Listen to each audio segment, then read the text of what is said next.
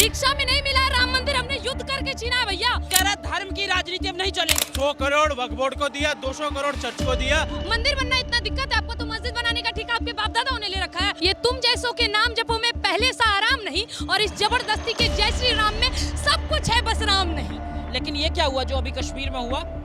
मंदिर ही तो गए थे। मैं थोड़ा सा बैक जा रही हूँ। अयोध्या में जो परिणाम आया है, भारतीय जनता पार्टी के मुंह पे कैसे तमाचा है जानते हैं? ये हमारे नहीं होने वाले हैं। नमस्कार। 2024 का चुनाव पूरी सबाब पर चलता रहा, उसके बाद विजयश्री भी हासिल हो गई और सत्ता के लिए शपथ ग्रहण का भी समारोह संपन्न हो गया। अब मोदी ब्रिगेड तीसरी बार क्या कुछ किन किन मुद्दों पर अपना प्रभाव स्थापित कर पाएगी और देश में वो जो मुद्दे, ज्वलंत मुद्दे जिस वजह से वो जानी जाती है, क्या कुछ कर पाएगी, ये तो वक्त बताएगा, क्योंकि गठबंधन के साथ इस बार सरकार बनकर आई है। लेकिन बात फिर वहीं, जो राम को लाए हैं हम, उनको लाने वाली जो बात थी, क्यों नहीं लाए, क्या वजह रही? उत्तर प्रदेश जो एकदम प्रभावी दिखता था वो कमज़ोर क्यों हो गया? आखिर में वही गढ़ से हार क्यों मिल गई? इन्हीं सब मुद्दों के लेकर के बातचीत करेंगे हमारे साथ पांडे मैडम। क्या कहेंगे मैडम, क्या लग रहा है आपको? देखिए, आपका मैंने अभी बात सुना, आपने कहा कि जो राम को लाए हैं हम उनको लाएंगे, ये नारा सही नहीं हुआ। सबसे पहले तो आप ये जानिए कि अयोध्या से ये तय नहीं किया गया था कि जो राम को लाए हैं उनको अयोध्या में लाएंगे या नहीं। ये तय इसलिए किया गया था, आपको याद होगा 1990 में आडवाणी जी की रथ यात्रा निकली थी। उस रथ यात्रा का नेतृत्व करने वाले कौन थे? नरेंद्र दामोदर दास मोदी। इसीलिए बार बार उनके द्वारा मुद्दा उठाया गया था राम मंदिर का, उनके द्वारा मुद्दा उठाया गया था धारा 370-35 का। इसलिए बार बार इस बात का आह्वान भारतीय जनता पार्टी करती थी और उनके समर्थक भी कहते थे कि जो राम को लाए हैं हम उनको लाएंगे। जिसने राम के बारे में सर्वप्रथम मुद्दा उठाया था, ना कि ये कि आप अयोध्या की जीत हार से तय करें। हाँ, आप अयोध्या का बोल सकते हैं, लेकिन इतना मैं जरूर बोलूंगी, ऐसा नहीं है कि मैं भारतीय जनता पार्टी की कोई प्रवक्ता हूँ, लेकिन चूक तो एक नॉर्मल, जैसे हर मुद्दों पे आप अपने राय रखती हैं, आखिर हुई कैसे चूक? देखिए, मैं अंदरूनी कुछ पता है, आपको भी पता ही होगा, आप तो रिपोर्टर साहब हैं।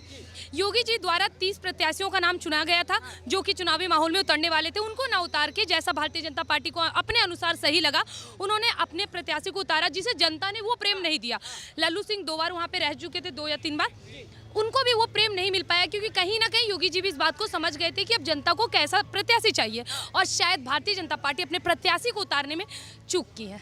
और ये भी चीज़ आप मान सकते हैं बहुत अच्छे तरीके से। और दूसरी बात अगर ये भी देखें तो हाँ, कहीं ना कहीं अयोध्या की जनता ने जाति से बढ़कर किसी चीज़ को नहीं समझा, ना मंदिर को समझा, ना डेवलपमेंट को समझा, ना ये समझा कि कांग्रेस ने सरकार नहीं मुझे नहीं समझा तो कैसे मैं समझ? अरे भैया, कहाँ नहीं समझा? क्यों, कौन जानता था अयोध्या को? क्या जानते थे अयोध्या के बारे में? कि रामलला हमारे टेंट में है। किनको पता था कि रामलला कभी महल में आएंगे?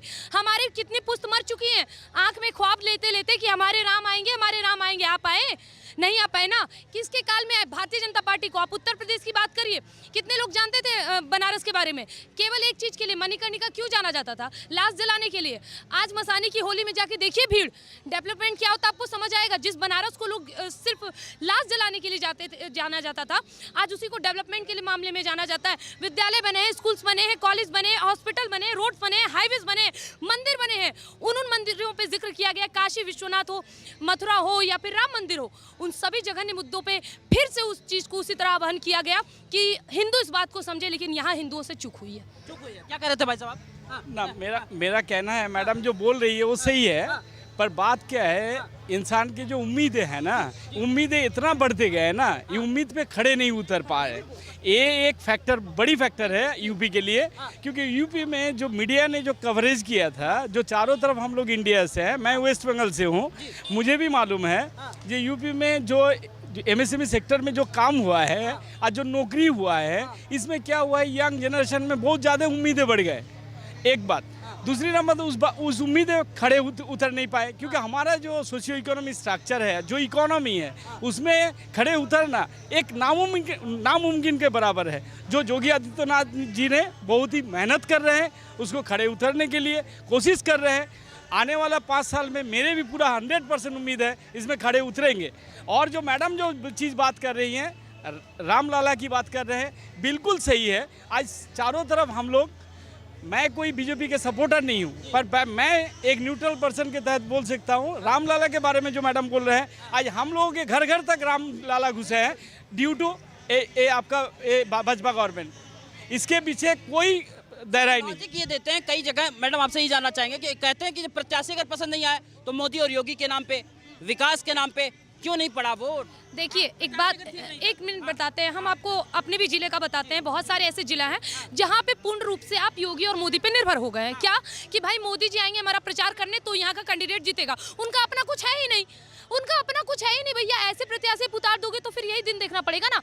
आप प्रत्याशी, आज भारतीय जनता पार्टी 10 साल से है ना, 10 साल से ना भारतीय जनता पार्टी, अगर उनके प्रत्याशी इतने अच्छे होते अभी पूरा का पूरा भारत भगवामय हो गया रहता। हुआ ऐसा नहीं हुआ। क्यों? उनके प्रत्याशियों में गलती है। आप नरेंद्र मोदी जी या फिर अमित शाह या योगी जी को नहीं टारगेट कर सकते हो। अकेला बंदा कहाँ कहाँ घूमेगा? 125 करोड़ की आबादी है देश की। लॉजिक वाली बात है। सोचिए, प्रत्याशी ऐसा उतारिए जहाँ पे उनका वो गढ़ हो, वो चेहरा हो जो उनको जरूरत है। मैं बिहार की बात करती हूँ।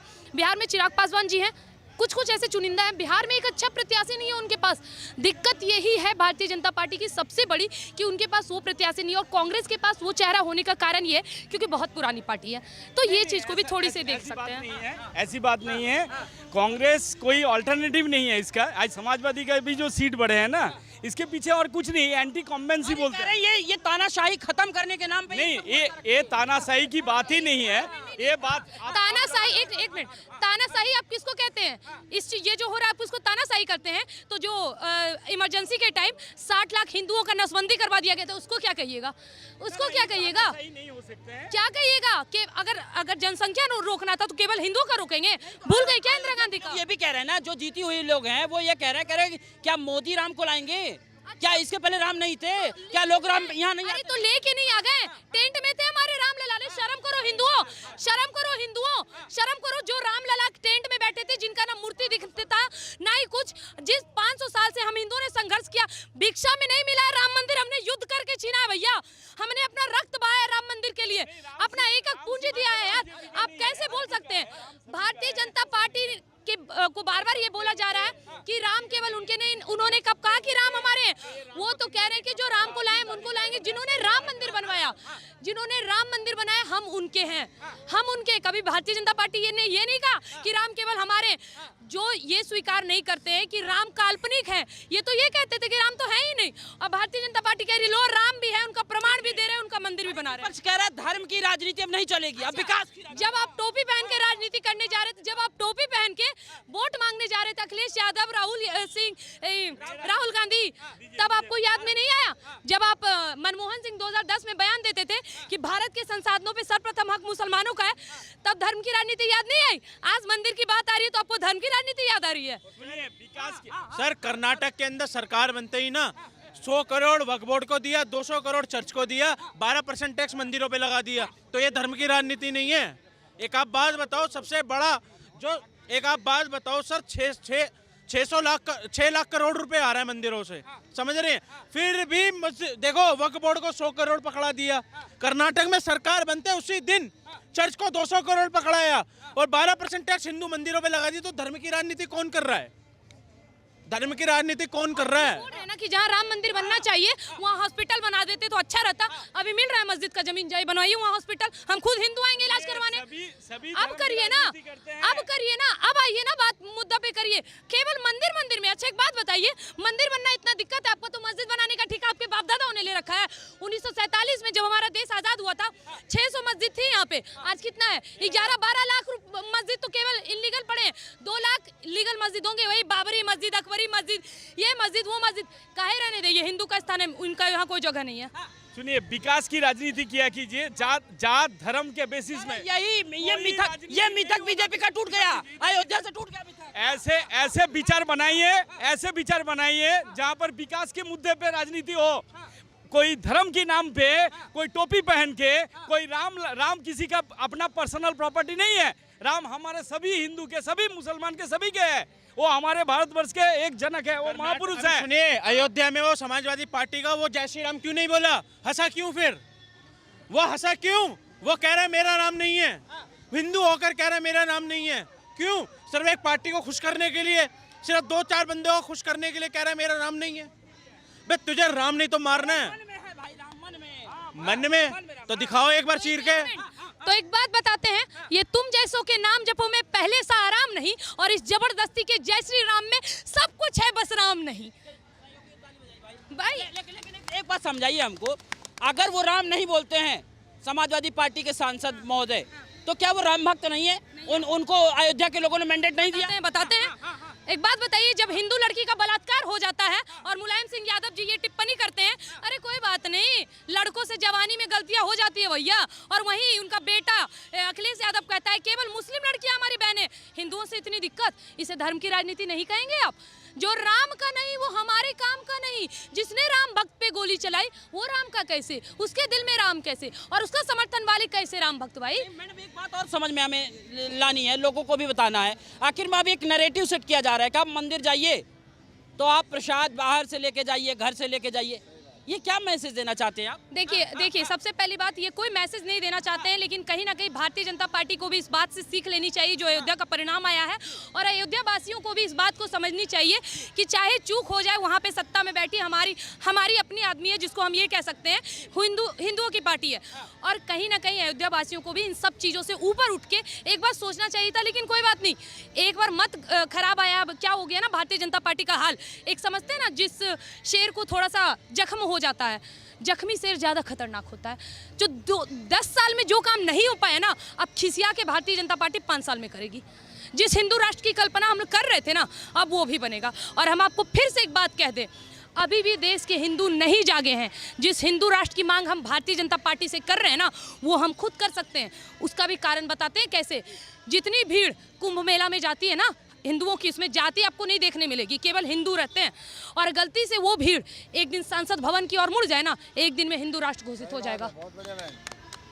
मैडम करें हिंदू राष्ट्र की बात, अयोध्या में ही इनको तमाचा मिल गया इनके मुंह पे, और अयोध्या में अवधेश आ गए। देखिए एक बात बताएं, हम पार्टी से नहीं है इसलिए हम क्लियर बात कर रहे हैं। हम एक चीज बता रहे हैं क्लियर, भारतीय जनता पार्टी से कहाँ गलती हुई? पहली गलती जो हम हिंदुओं के दिल पे लगी, जिसने राम भक्त पे गोलियां चलाई, मुलायम सिंह यादव, उसको पद्म विभूषण दे दिया गया, बड़ा बुरा लगा है सर।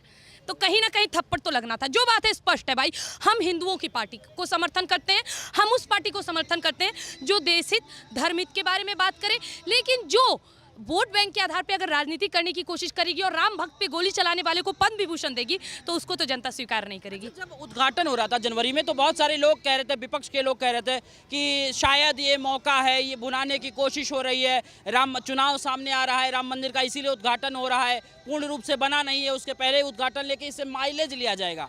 क्या यही माइलेज था? क्या है? एक चीज बता दूं, ये गलतफहमी तो उन लोगों की दूर हो गई होगी कि ये हिंदू किसी के नहीं होने वाले हैं, ठीक है? ये जो हिंदू हैं ये किसी के नहीं होने वाले हैं। आप राम मंदिर का टॉपिक लेके आए थे ना, राम मंदिर का टॉपिक लेके भारतीय जनता पार्टी आई, अयोध्या से हार गई ना, बात खत्म। अब आप ये बात मान लीजिए ना कि हम राम के नाम पे राजनीति किए ही नहीं, हम तो जीत भी गए लेकिन अयोध्या से हार गए। भाई मंदिर तो बनवाया हमने, मंदिर तो हमारे काल में बनी, भारतीय जनता पार्टी के काल में बनी, कांग्रेस के काल में नहीं भैया। और कौन सा व्हाट्सएप यूनिवर्सिटी से पढ़ के आए? एक बात बताइए, बार बार हम इस चीज को कह रहे हैं, जो राम को लाए हैं हम उनको लाएंगे। भारतीय जनता पार्टी का स्लोगन क्यों था, कैसे था, क्या कारण था, उसको समझिए। 1990 में आडवाणी जी का रथ यात्रा का नेतृत्व करने वाले नरेंद्र मोदी थे, धारा 370 35 का नेतृत्व करने वाले नरेंद्र मोदी थे। इसीलिए बार बार हमारे देश के जघन्य मुद्दों पर जब बात आती है तब हम इसका श्रेय भारतीय जनता पार्टी को पूर्ण रूप से देते हैं। ठीक है, दीजिए, हमें कोई दिक्कत नहीं है, देना भी चाहिए। लेकिन एक बात हमको ये समझाइए कि आप कहते हैं कि मंदिर बना दिया, मंदिर के प्रति लोगों की भावना भी जोड़ दी, तिलक भी लोग लगाने लगे, लेकिन ये क्या हुआ जो अभी कश्मीर में हुआ? मंदिर ही तो गए थे, भगवान की नस्तक, हाँ, क्या हुआ इनके साथ? सुरक्षा नहीं दे पा रहे आप? अब यही चीज कह रहे हैं, ये देश है हिंदुस्तान, है ना, हिंदुओं का स्थान। मैं थोड़ा सा बैक जा रही हूँ। अयोध्या में जो परिणाम आया है, भारतीय जनता पार्टी के मुंह पे कैसे तमाचा है जानते हैं? वो ऐसे है कि वो नारा दे रहे थे सबका साथ सबका विकास, है ना। इस रिजल्ट से उनको समझ में आ जाएगा कि वो किनका साथ मांग रहे हैं और किनके साथ विकास करना चाहते हैं। ये हमारे नहीं होने वाले हैं। अब इस बात को भारतीय जनता पार्टी को बड़ी पूर्ण रूप से समझ जानी चाहिए। चूक इनसे भी होती है, इसमें कोई दोहराई नहीं। और बार बार हमारा इतिहास गवाह है कि रावण तभी आ रहा है जब घर का भेदी विभीषण निकला है। समझे? ये विभीषण कौन आ गया बच्चा? 1947 में देश का बंटवारा हुआ, हिंदू मुस्लिम सिख ईसाई सबने देश का आज़ाद करवाने में साथ दिया। मुस्लिमों ने अलग राष्ट्र मांग लिया अपना, पाकिस्तान बन गया। जो मुस्लिम थे वहां चले गए, जो उनके समर्थक गद्दार थे इस देश में रह गए। कैसा लोकतंत्र चाहिए आपको भैया? कैसा लोकतंत्र चाहिए? आप इस देश में रहते हैं, एंटोनिया मैनो कहती हैं देश का लोकतंत्र खतरे में। और कैसा लोकतंत्र चाहिए? इस देश में नेता इटली से आ जाते हैं, ना वोट देने बांग्लादेश से आते हैं, नारे पाकिस्तान के लगते हैं। और कैसा लोकतंत्र चाहिए? और कैसा लोकतंत्र चाहिए आपको? राम के देश में कह रहे हैं राम काल्पनिक है, राम काल्पनिक है। एक आप बात बताइए, वो काल्पनिक ने इन्हें काल्पनिक कर दिया ना। और अभी तो आप देखते जाइए, इन्हें तो देखते जाइए सारी जगह से। तो ये जो कांग्रेस के भारत की अयोध्या से लौ आ गई है, अयोध्या से धुआं उठने लगा भाई ये विपक्ष का। अयोध्या से हार गए तो अयोध्या में ऐसा क्या है? जहाँ वहाँ हार गए तो बहुत बड़ा बम पड़ गया। वहाँ क्या है अयोध्या में? अयोध्या प्रभु राम का दरबार है भाई। अच्छा, ऐसे तो दिल्ली की कई मस्जिदों में अल्लाह से दुआएं की जा रही थी, और मध्य प्रदेश में एक वो खान साहब है, वो बोल रहे थे अब की बार इंशाअल्लाह मोदी हारेंगे। तो इसका मैं अल्लाह में भी दम नहीं है। क्या किया अल्लाह? मतलब राम ने किया तो अल्लाह भी तो नहीं किया भाई साहब। किसी मजहब पे मत जाओ और उन लोगों के मुख पे तमाचा। राम का नाम लेना बदनाम कर दो। जो तुमने बदनाम करा है ना, तुम नहीं भुगतोगे, तुम्हारे आने वाले 7 पीढ़ियां तुम्हें गालियां करेंगी। हकीकत बात बोल रहा हूँ मैं। जो कल को राम के होने को काल्पनिक बता रहे थे, आज वही जय श्री राम जय सिया राम का नारा लगाकर चुनाव जीतने निकले हैं, है ना। ये राम राम तो कह लोगे, पर राम सा दुख भी सहना होगा। और पहली चुनौती ये होगी कि मर्यादा में रहना होगा। मर्यादा में रहना मतलब कुछ खास नहीं कर जाना है, बस त्याग को गले लगाना है और अहंकार को जलाना है। अब अपने राम लला के खातिर इतना ना कर पाओगे, सबरी का जूठा खाओगे तो पुरुषोत्तम कहलाओगे।